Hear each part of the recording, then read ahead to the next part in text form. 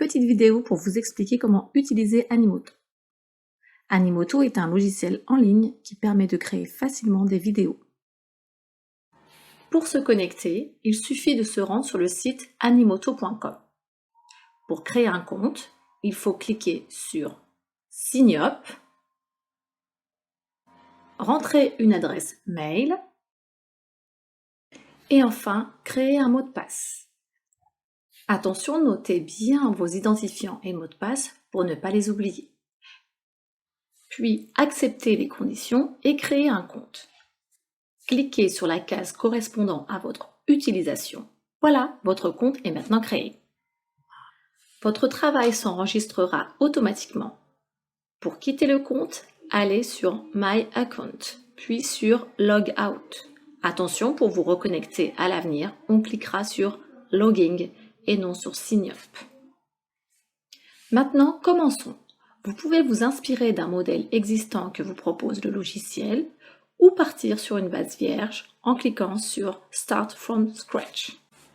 Vous pouvez choisir dès maintenant vos thèmes, taille d'écran et charger une image ou le faire plus tard en cliquant sur Escape. Nous nous retrouvons maintenant sur l'interface d'Animoto. Ici, la diapositive principale. Et là se situeront toutes les diapositives de votre vidéo. Vous pouvez en ajouter autant que vous voulez en cliquant sur plus.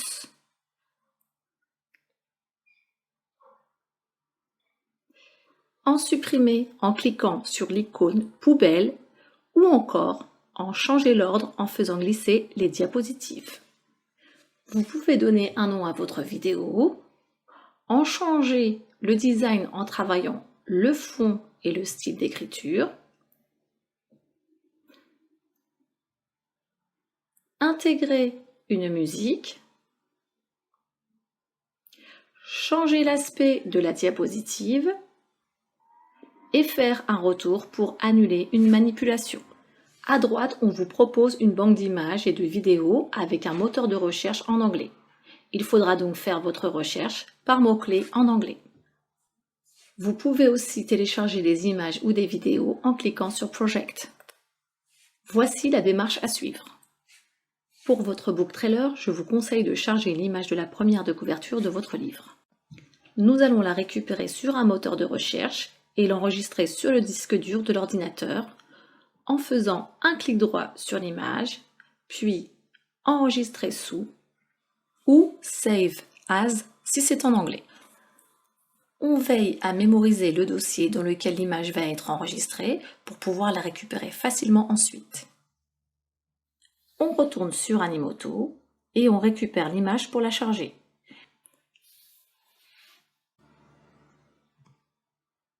Il vous suffira juste ensuite de la faire glisser sur la diapositive principale. Pour ajuster sa taille, on clique sur Scale. Vous pouvez changer la configuration de la diapositive en cliquant sur Layout et aussi changer la couleur du fond. Pour la deuxième diapositive, nous allons ajouter un fond et du texte. Pour le fond, on peut prendre une image proposée dans Stock ou en télécharger une, comme pour la première diapositive. Et on y ajoute du texte. On peut ici changer la taille, la couleur du texte et du surlignage. On peut le faire aussi dans Design et réaliser par exemple une animation de texte. Pour animer la transition des diapositives, cliquez sur Video Setting.